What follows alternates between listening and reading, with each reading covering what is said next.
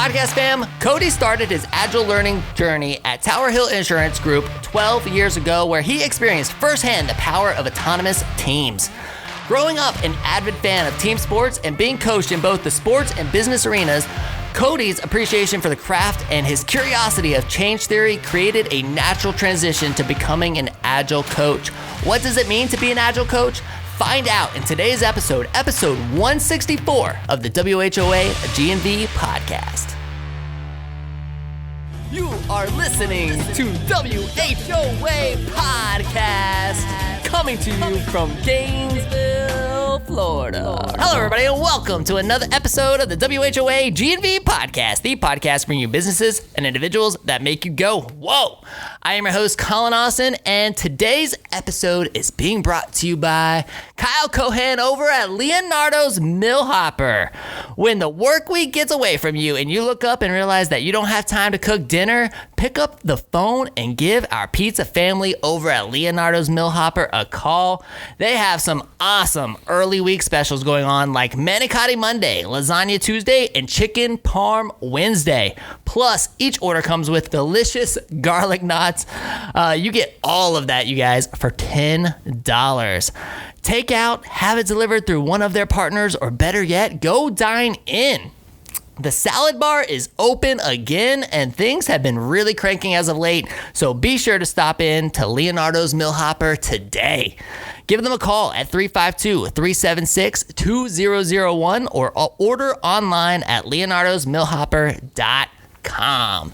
So thank you, Kyle, for all of your support. He was just co-hosting with me on episode 160 just a few weeks ago, so be sure to go check that out. We had a little mastermind session with some startups, and it was awesome. So thanks for co-hosting with me, Kyle. And you guys, it's time to get into today's episode. Today on the show, we have Cody Meche, Agile Coach for Institute Agility. Cody, welcome to the show, man. It's good to be here. Yeah, I'm excited to have you. So I was like thinking to myself, do I say Agile or Agile? Because I was asking Cody, I was like, how do you say it? It depends on where you're from. I'm like one of the guys that says Agile. Are you Agile? Agile. Agile? Is that? I've heard it all. You've heard it all. Just like the pronunciation of my last name.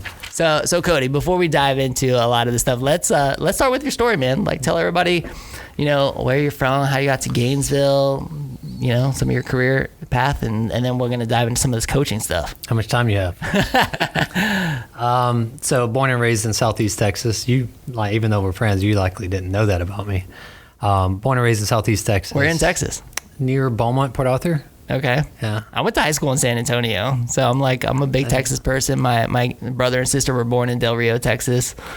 And so, yeah, we got some Texans in the family. I didn't know that. I bet you didn't know that about me, even though we were friends, Cody, did you? I didn't. It's the whole reason I'm here, to learn about you, Colin. Around 18, 19, I left Texas, went to Tallahassee, just trying to leave the culture of Southeast Texas. It just, I didn't know it at the time, but I realized that it was a fixed mindset. And I didn't see much growth opportunities for me there. I later realized this about myself. Went to Baton Rouge for a couple months. It wasn't far enough. It was still too close, and the culture was too similar. So landed in Tallahassee around 1999. Stayed there for a while. Went to Florida State University. Okay. Don't hold that against me and your viewers. I try not to every time that happens. Well, everyone just dropped off of the podcast. But we're out. 2008, after I graduated from Florida State, my ex-wife wanted to move here to go to law school. And so it was one of the options that she was exploring. And it was close enough to Tallahassee where I could still pop over for games and such. So we landed here. At the time, I started working at Tower Hill Insurance Company, Tower Hill Insurance Group, as a project manager. And that's where I actually started my lean, agile practitioner learning journey.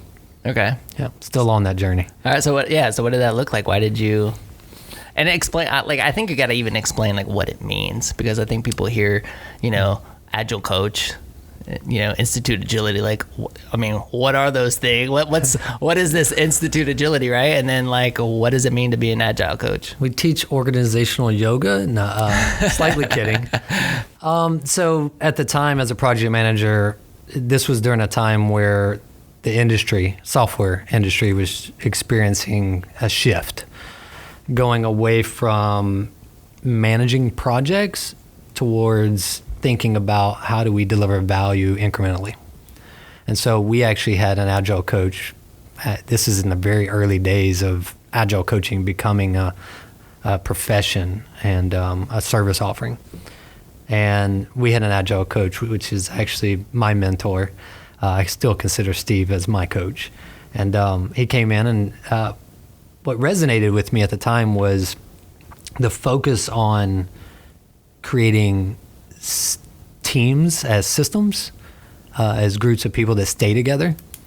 So I experienced a fundamental difference there, going away from focusing on the thing that we're building and having more of a focus on the knowledge workers that are actually the system that's responsible for being able to create cool things.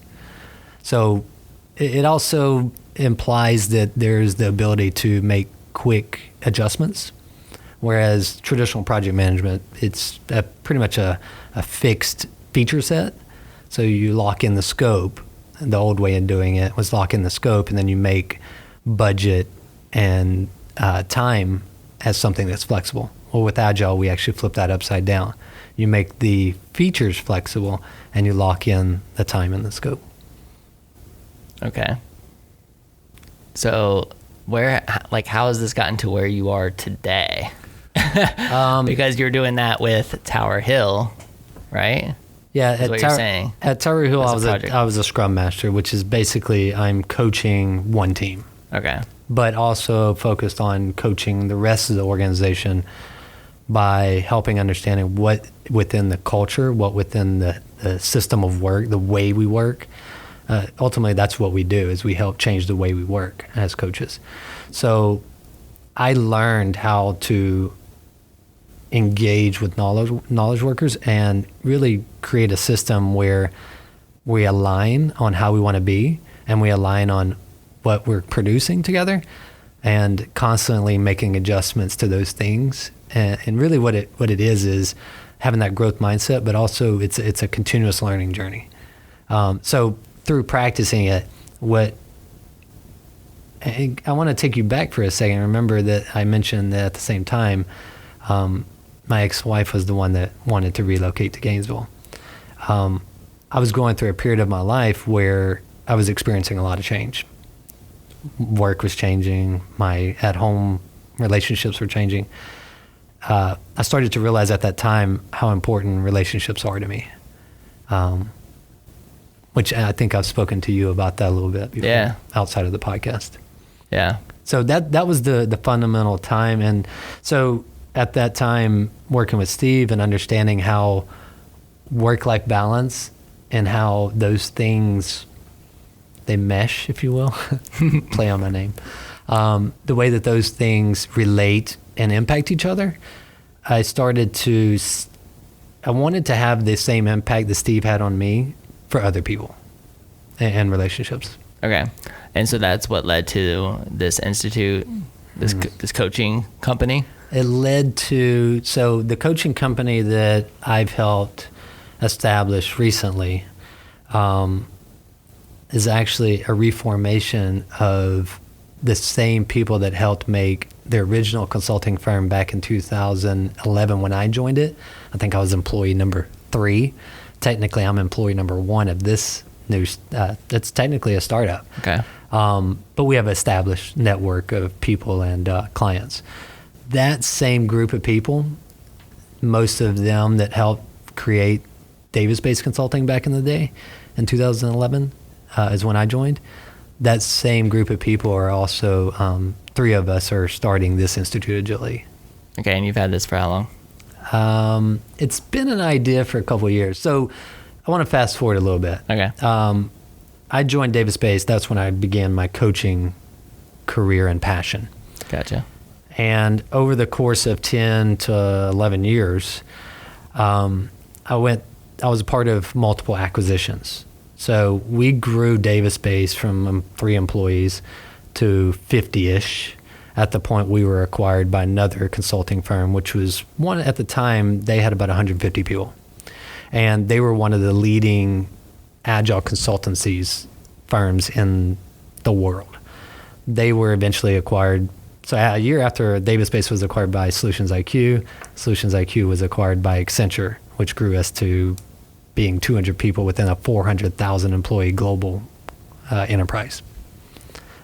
Throughout that journey, not only did I learn about Agile as a framework and as a discipline to help organizations be able to make quick pivots, specifically in software, but we also, I've worked with FedEx Ground and helped them implement how teams might be able to get non-software value out there quickly, like getting safety protocols and procedures to their drivers based on the feedback that they were receiving.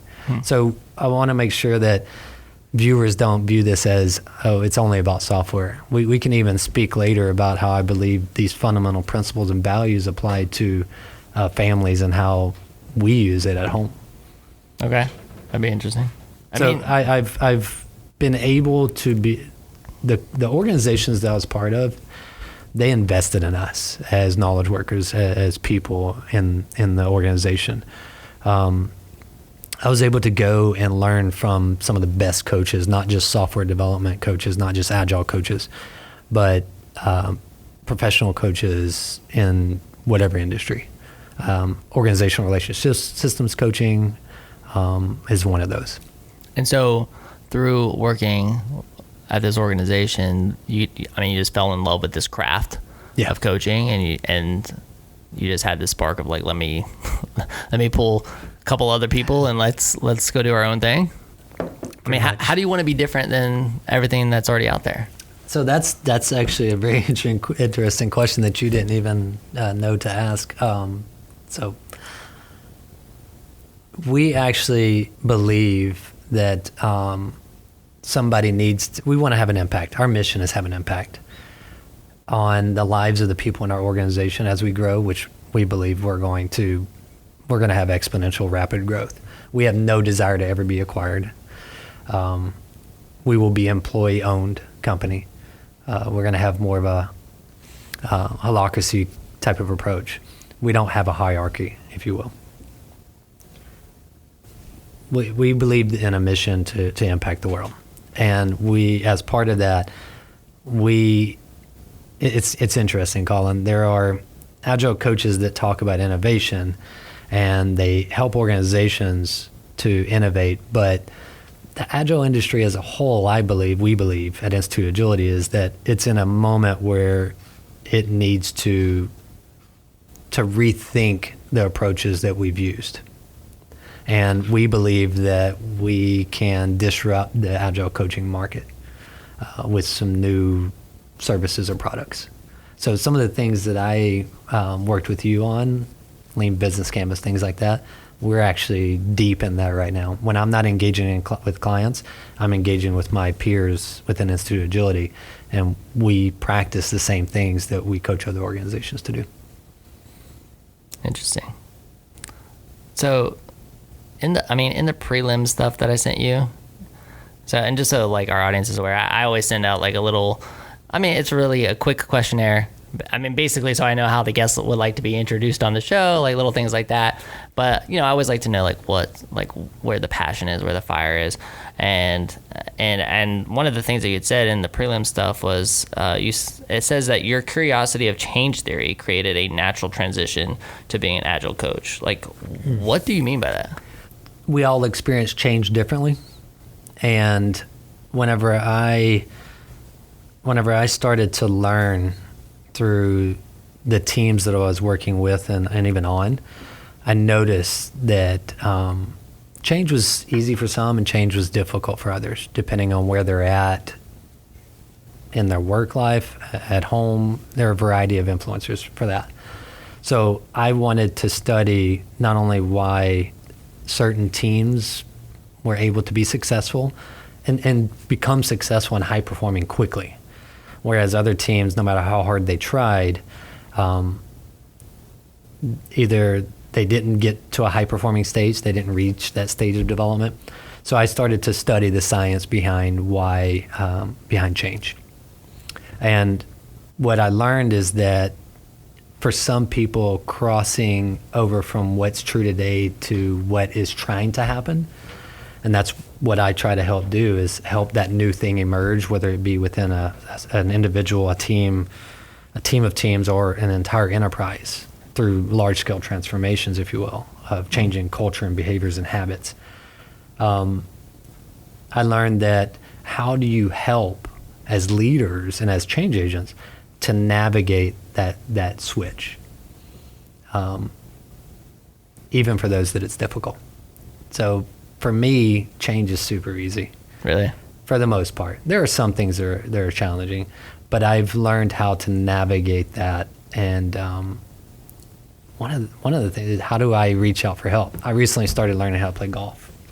And that was super challenging for me, Colin. I'm a coach, but I had this stigma that I'm not going to hire a coach to learn how to play a sport. But through doing that, it's helped me become a better coach and become a better husband and father. Yeah. I mean, so many people are, the majority of people are resistant to change, wouldn't you think? Yeah. Change is hard. You just get so used to doing one thing. I mean, I'm even thinking like within my own organization, it's like, okay, like I'm going to completely, change this particular process or whatever it is. It's just like, it feels like there's always pushback. So it's getting alignment and buy-in. So how do we align to the change? And a lot of what we encourage leaders to do is start with why. Help make sure that everyone understands how their part in that system. And when I talk about system, I'm talking about relationship systems, teams and organizations. Families are relationship systems. Start with why. Why is the change? What impact is it going to have on us as an organization? But also, what is the impact it's going to have? And it also plays into leaders understanding the behavior styles of their people and what they value. When we can connect on that level, and help navigate the change rather than just forcing the change through supportive and leadership behaviors, change can become less a necessary evil and more of a passion. The organizations that understand how to change and pivot quickly through continuously transforming, they are going to be the ones that lead in whatever industry that they are in. Yeah. I mean, if you have a culture of change, it makes it super easy to adapt to whatever circumstances that are in the marketplace. Just move. Have a culture of change, but also have some sense of, every organization has some sense of hierarchy, but have stability, security. Yeah. Because there are some people that require that. I'm really starting to learn more about like DISC and values. DISC being an assessment to understand. Are you familiar with that, Yep. Colin? So I'm really deep into that right now. I actually was in a training today and will be tomorrow and Thursday, just understanding why people show up the way that they do. It's just another tool in my toolkit, if you will. Yeah. There are some, there are different fundamental beliefs around why humans behave the way that they do, and especially in certain settings, work versus home. Okay. So I have a handful of questions here that I've kind of prepared. I might have some responses. So we'll see. We'll try to make them as rapid fire as possible, because sure. I think they could be super interesting to our audience. And just so our audience knows, I don't know if you guys know this, like we didn't really say anything on the show. Like I've been trying to tighten these episodes up for you guys. Like, I mean, I think it's good feedback. I like to talk a lot. I can go an hour easily. I could probably go 2 hours easy sometimes. So, as you mentioned that as a coach, I already have so many questions. Really? Like, what are your feedback loops? And yeah, exactly. Man. That's cool. So we know. I mean, and a lot of this is coming from like the me asking a coach, right? Like this is it. These are the things that I know impact teams, and so you talk about being an agile coach. Like these are the things that are coming to my head, right? So much of what happens in our work is impacted by what happens at home, right? So, but so often, like employers, like we really don't want to like pry into the personal lives, of our team, right? Like at the end of the day, it's like I want you to come to work and perform your job to the very best of your ability, right? So, I mean, I guess one of my questions is like, what should employers do? I mean, like, it's just, I find it difficult because, like, you want, I'm trying not to repeat the same question, but it's like you want to empathize with whatever's going on without kind of like prying into their life too much, you know, because at the end of the day, you still need to have a business that needs to be run, right? And Sure. this is something that I've had a constant just, you know, battle with, and I feel like as organizations scale, it becomes a bigger problem, because you almost get this mindset of you just get used to people calling out, or it almost becomes just, you know, habit, or, you know, maybe that's not the right word, but more, I guess it becomes like more frequent. It's just kind of like almost like part of the culture. It's just like, oh, so and so called out. It's like, now the rest of the team has to pick up the pieces, which is the part that I hate, because I hate when somebody calls out sick or calls out because they need a mental health day, you know. Yeah. and I'm like, oh, like this person needs a mental health day, and like legit, man, I'm like thinking to myself, you know who needs a mental health day? this guy. But you know who's showing up to work? This guy. You know what I mean? So I know I probably sound like a complete asshole for to our audience, is like, oh my gosh, like Colin's the most non-empathetic person, which is not true at all, but like, sorry for rambling. Audience. I want to reposition something for a second, though. You're not an employee. You, as a leader, one of the best things we can do is be able to provide impact feedback, regardless of how you're positioned in a team or in an organization. Feedback is one of the best gifts that we can receive as humans, especially within relationships. So how might we provide impact feedback that helps that person understand when they do certain things, the impact it has on the organization and their team members? Mm-hmm. That's the first place that I go to, is what might impact feedback look like? But saying it in a way that resonates with that person based on their behavior style and what they are valuing. So when you do this thing, when you don't show up for work, the impact on me or the organization is we struggle in whatever way. But also I think, in order to be able to provide impact feedback, there's this fundamental aspect of there needs to be trust within the relationship.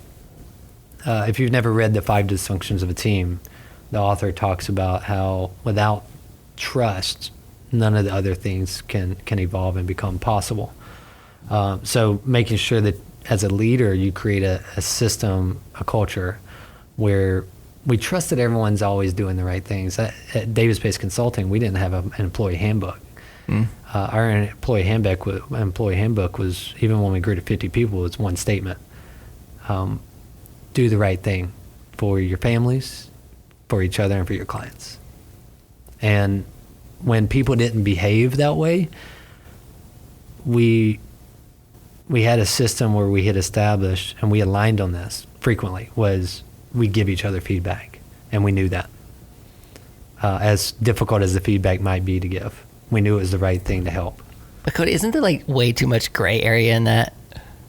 Like not having a handbook and having this one statement and having, because it could easily, and maybe this is just my experience, but like I just feel like somebody's going to be saying, well, take care of my family.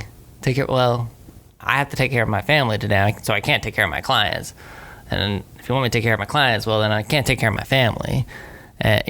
Like I feel like, I don't know, maybe it's, maybe I'm just in the wrong business, but I just feel like so many people would take that as an opportunity to twist it and like make their own of it to fulfill them and benefit them. We never brought people into our organization that didn't believe the things that we believed. We had a process. We had the ability to make sure we were filtering the people that wouldn't align to that thinking. We do the same thing with our clients today, right? We don't just work with any organization, we want to make sure the organization we're working with is working towards the same things, and not only we can help further their mission, but they help further ours. So, and we could go down a tangent here or go down a rabbit hole, but I want to put it out there that knowledge work and, not all work environments are the same. Knowledge work is different than physical labor, as an example.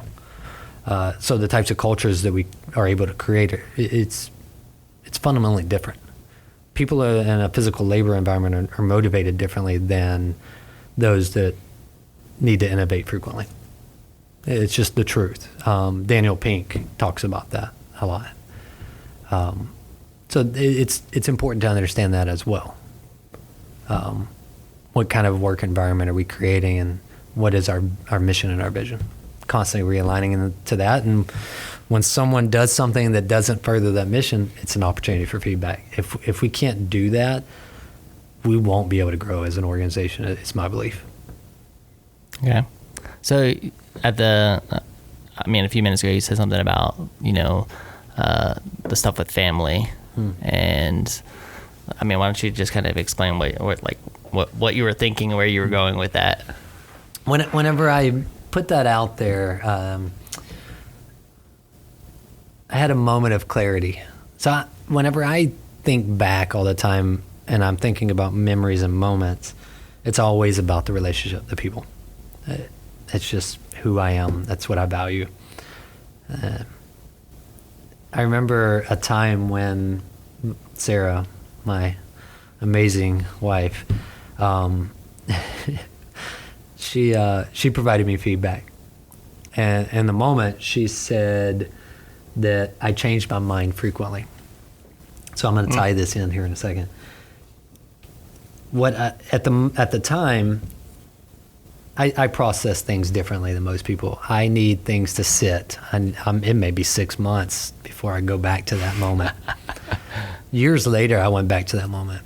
And as I was being coached, I realized that, because I had been background processing that for a long time. Whenever I make changes frequently, it's about the how, but I never change the why. Infrequently. So in regards to families and being able to pivot and make adjustments, COVID's taught us that in the past year, right? All relationship systems need to be able to learn quickly and make pivots, whether it be restaurants, large scale software companies, or families. What I go back to in that moment and what I realized was I wasn't flawed. That's who I am. And I don't believe that Sarah she was just giving me feedback. She didn't view that as a flaw in me. That's not the type of relationship we have, which you probably see that in the way that we work together and the way we engage. But what I realized was I always keep the why in picture. So what is our vision?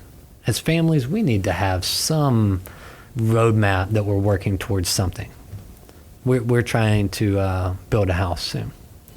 And we have goals, financial goals that we want to achieve. And we recently went back and revisited that to see where we're tracking. So just like with software development teams or organizations, we put those big, hairy, audacious goals out there. We do that. We dream a lot. But we also bring it down a level towards more like the reality. How are we going to achieve those things?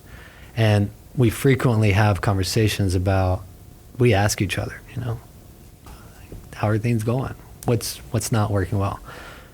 So we make sure that we introduce feedback cycles to learn, to make adjustments to what we're trying to achieve as a family. And when things don't align to that, we make pivots. So that's kind of the balance that we try to strike. So going back to that moment with Sarah, what we've realized is that Cody's going to make changes in his mind frequently. That's just who I am. But instead of going to Disney World for the weekend, I bring it back to why we were going to Disney World. If we're not going to go to Disney World, what is something that we could do instead that would still get us that outcome. So instead of focusing on what and how, we try to bring it always back to the dreaming, the why. Bro, sometimes you just got to say, let's go to Disney World. and she has the ability to overrule me at any moment in time, and Claire as well. So I have a completely different approach. My approach is, Shannon says, the boys have a soccer tournament this weekend. Awesome. We're going to Disney World this weekend. Cool. Let's do it. I just go with. I'm the go with the flow. Definitely. Maybe I need to ask why more.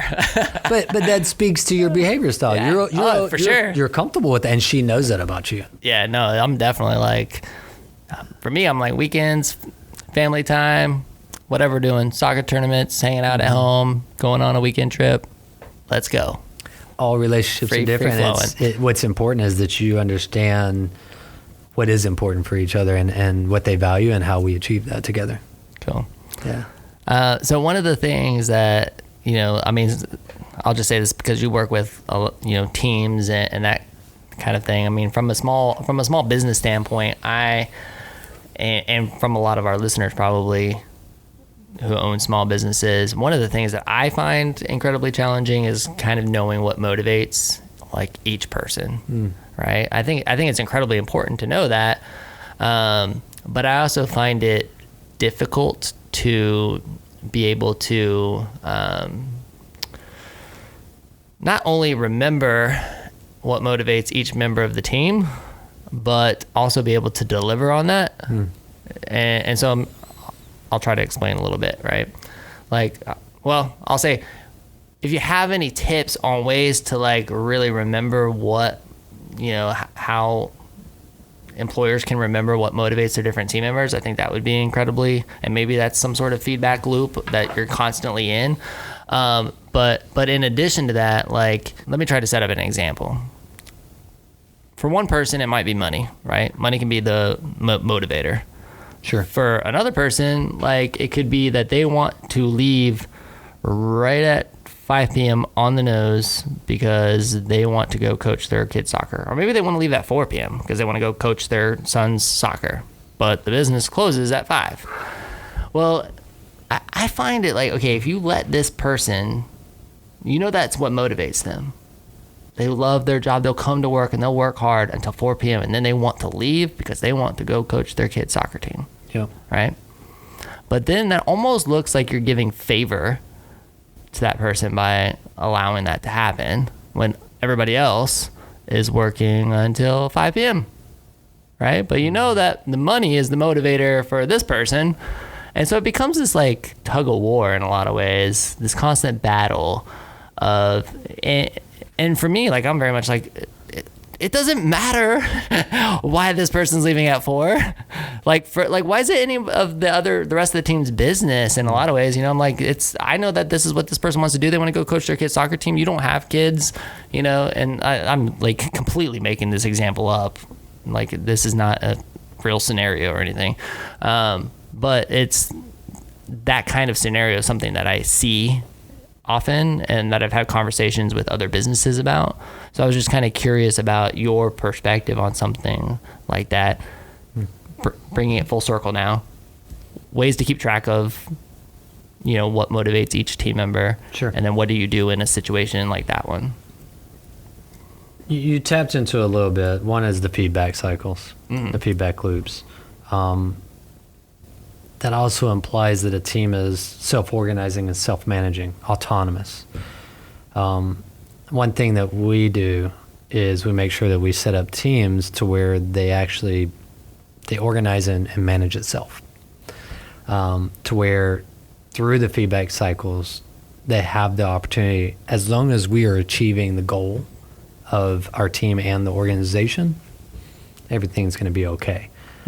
But it requires that they're constantly in tune with what goals did we set for this time period? How are we working towards those goals together? And what adjustments do we need to make now to make sure we achieve that at that point in time? And those teams, after establishing trust, when they get to a high-performing state, they have the ability to make adjustments along that way. The other thing that you mentioned, feedback loops, you have the benefit of being co-located. You talked about what are the things that motivate them, but I think I heard you, I would use the term value. What do they value more? Which is, in essence, a motivation. But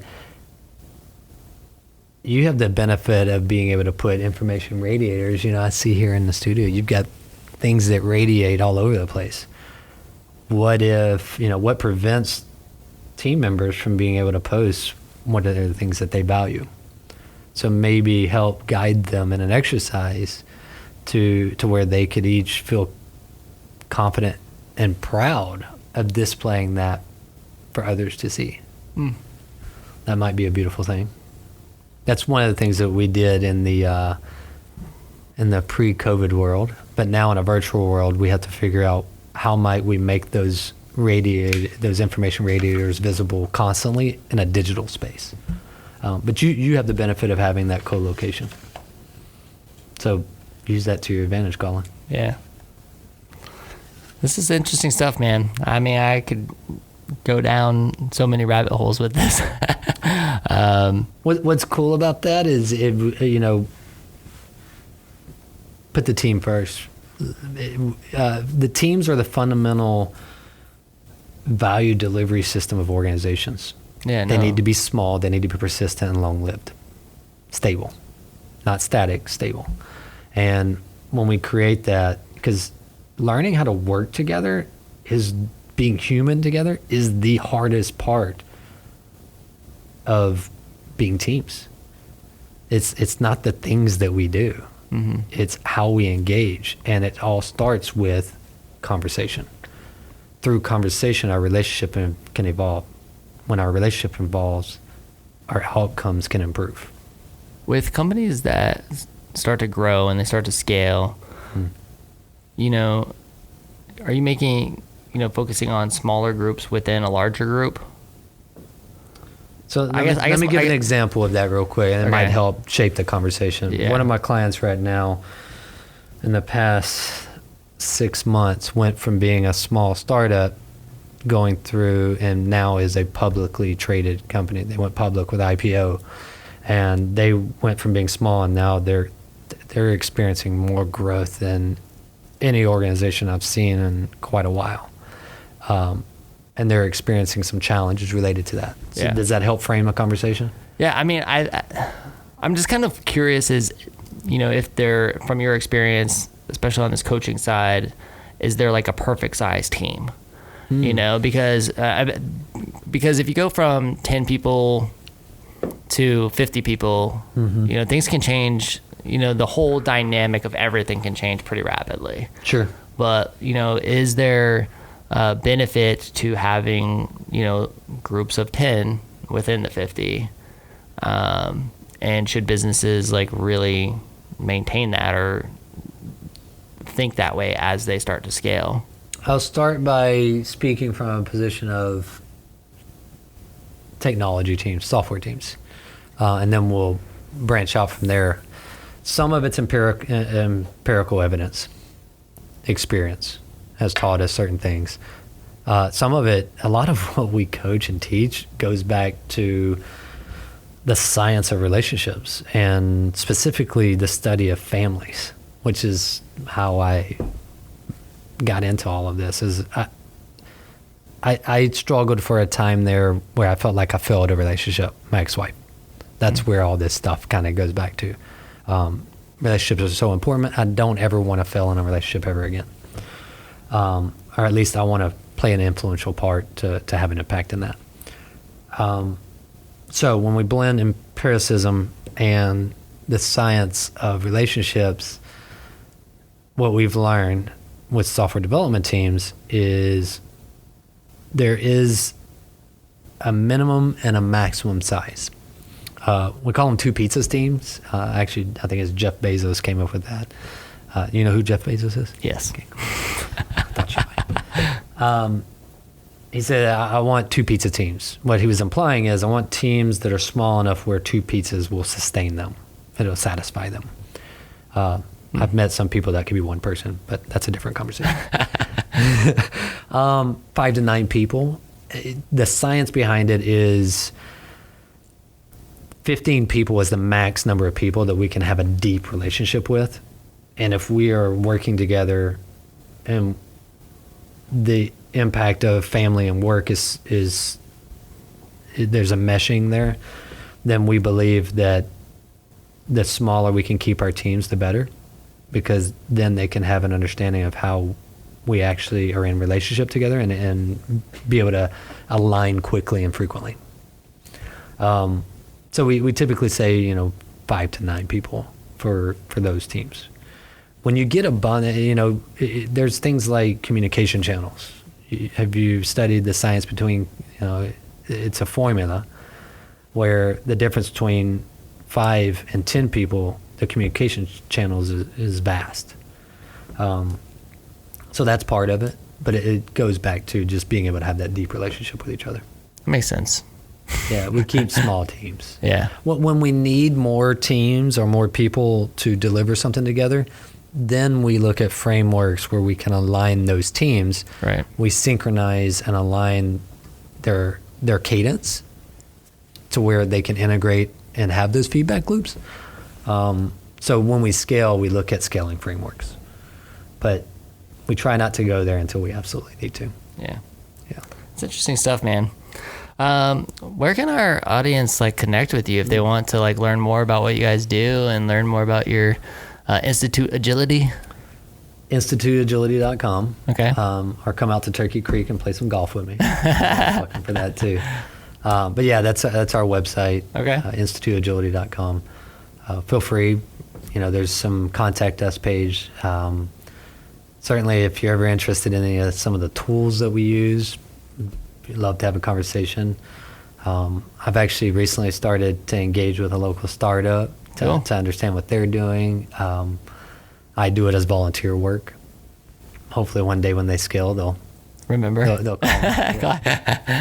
Very cool. Well, and I can speak firsthand too, because Cody's done some coaching stuff with me, and it was awesome. I mean, just really, I think that's what's really important about coaching is it just kind of gets you to start looking at things differently. Yeah. I mean, it's easy to get in a routine, and in fact, my pastor at church recently mentioned something about you could be in your house, and he was relating it to a sermon he was given, but you could in your own house you could have wires hanging out of a wall or something, and you can be I'm gonna eventually get to that, I'm gonna fix that, and you continuously walk by it, and you're gonna get to it, right? And you're gonna get and eventually you almost become so blind to it because you're just so used to it being there. Yeah. Right? And it's not until somebody else walks into your house that you got walls hanging, you got wires hanging out of your wall. Maybe you should do something about that. And I was thinking, man, that's so true. You just get so used to the way things are sometimes, that sometimes having a coach or having somebody just with a fresh perspective or bringing you new questions that you haven't really thought about before, just really opens your eyes to a whole new world. And so I appreciated it. I really enjoyed the time that we had going back and forth via Zoom during the pandemic on that stuff. And I get into conversations with this guy all the time. So I would suggest you guys definitely check him out. You said Institute Agility or Agility Institute? Institute Agility. InstituteAgility.com. And if you don't reach out to us and you do reach out to a coach, make sure that the best thing a coach can do is just reflect back and mirror what they're seeing and sensing. Yeah. And see if it resonates and help you decide what you want to do with that information. Cool.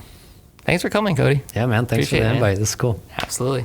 And thanks so much to James Leitner for putting on this show, and with the lighting and the camera action and everything. He makes us look so good. So, James, thank you so much for everything you do, man. Always appreciate you. And podcast fam, if you're driving and didn't have a chance to write down the information from our sponsors, just remember that we always put the sponsor links down in the show notes. And you can always find them at WHOAGNV.com/sponsors. And special love this episode to our friends over at The Best Restoration. You guys, you need to have friends on your side when disasters happen, when that toilet overflows or when that pipe bursts in the wall, or if you're like us and you move into a business, a place full of mold. The Best Restoration is there for you. They came in, they did mold remediation, they knocked out walls. It was awesome, actually. It was a great process, and they made it nice and easy. So I can speak firsthand to the quality of their work. Be sure to give them a call at 352-505-3321 or visit them at thebestrestoration.com. These guys are the masters of disaster. And when you call them, be sure to say, I heard you on the WHOA GNV podcast, the podcast bringing you businesses and individuals that make you go, whoa. whoa. We will see you later. Bye.